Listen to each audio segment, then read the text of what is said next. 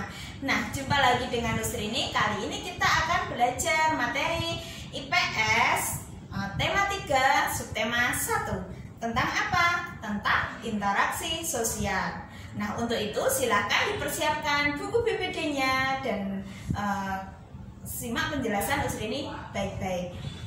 Sebelumnya, mari kita awali pembelajaran pada pagi hari ini dengan membaca basmalah bersama-sama. Bismillahirrahmanirrahim. Nah, masuk ke materi.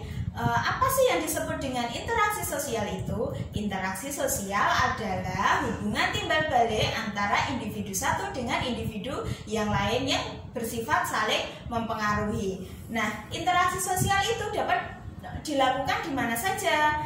Misalkan di rumah, di sekolah, lingkungan masyarakat, dan pasar. Itu adalah beberapa contoh di mana interaksi sosial itu terjadi.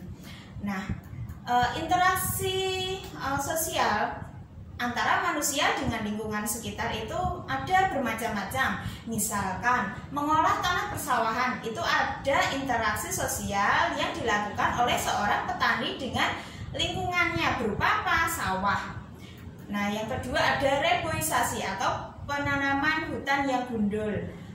Itu antara manusia dengan lingkungan sekitarnya juga.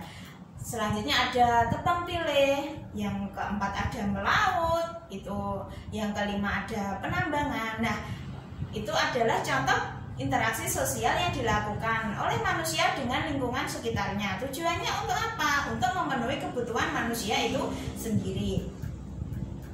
Selanjutnya, interaksi sosial itu dapat dilakukan dengan dua macam. Yang pertama ada interaksi sosial secara langsung dan yang kedua adalah interaksi sosial secara tidak langsung. Interaksi sosial secara langsung itu contohnya apa? Misalkan orang sedang berdiskusi, itu adalah contoh interaksi sosial secara langsung. Jadi langsung antara satu orang dengan orang lain tanpa adanya perantara.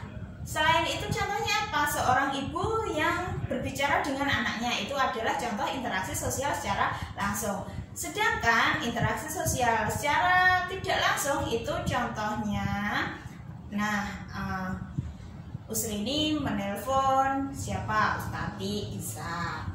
Terus ada seorang ibu yang menanyakan kabar anaknya di rumah melalui WhatsApp. Itu adalah contoh interaksi sosial secara tidak langsung. Jadi menggunakan perantara. Perantaranya apa? Handphone bisa. Terus mengirim email kepada teman yang ada di Kalimantan misalkan, itu adalah contoh interaksi sosial yang dilakukan secara tidak langsung. Selanjutnya ada interaksi sosial secara umum. Itu interaksi sosial dibedakan menjadi 3. Yang pertama adalah interaksi sosial antar individu. Jadi interaksi yang dilakukan antara satu orang dengan orang yang lain. Nah, ini contohnya, ibu membeli sayuran di pasar. Ibu melakukan interaksi dengan pedagang. Nah, itu adalah contoh interaksi sosial antar individu. Contoh yang lain apa? Misalkan seorang ayah yang mengajak ngobrol anaknya, itu juga interaksi antar individu.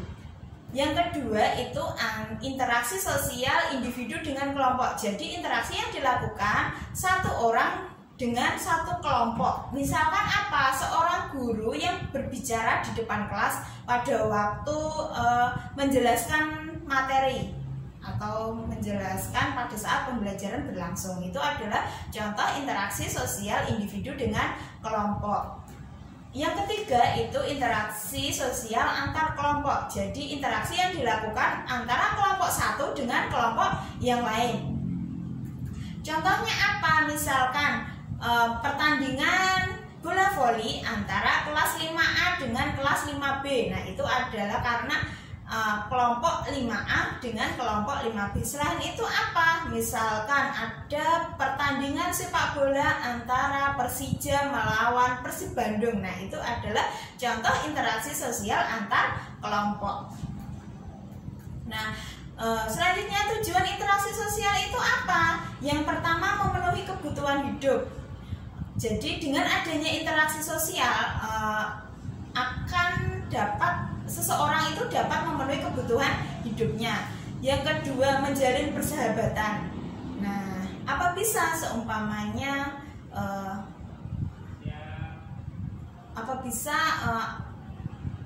terjalin persahabatan jika tidak ada interaksi sosial? Tidak bisa, harus ada interaksi untuk menjalin persahabatan. Yang ketiga, menjalin kerjasama. Yang keempat, menyelesaikan masalah bersama. Jadi dengan adanya interaksi sosial, masalah-masalah yang timbul itu dapat diselesaikan bersama. Yang terakhir adalah memperoleh bantuan dari orang lain. Jadi seseorang mendapat bantuan dari orang lain itu karena adanya interaksi sosial. Dan makhluk hidup itu tidak bisa hidup sendirian. Jadi harus ada interaksi dengan orang yang lain, sehingga manusia itu disebut dengan makhluk sosial, karena manusia itu tidak dapat hidup sendiri tanpa bantuan dengan orang lain. Nah, cukup sekian penjelasan Usrini tentang interaksi sosial. Apabila ada pertanyaan, silahkan hubungi Usrini. Untuk latihan silahkan dikerjakan BBD-nya muatan IPS pembelajaran 1. Cukup sekian penjelasan dari Usrini. Apabila ada kesalahan, Usrini mohon maaf. Mari kita akhiri dengan membaca hamdalah bersama-sama. Alhamdulillahirobbilalamin. Wassalamualaikum warahmatullahi wabarakatuh.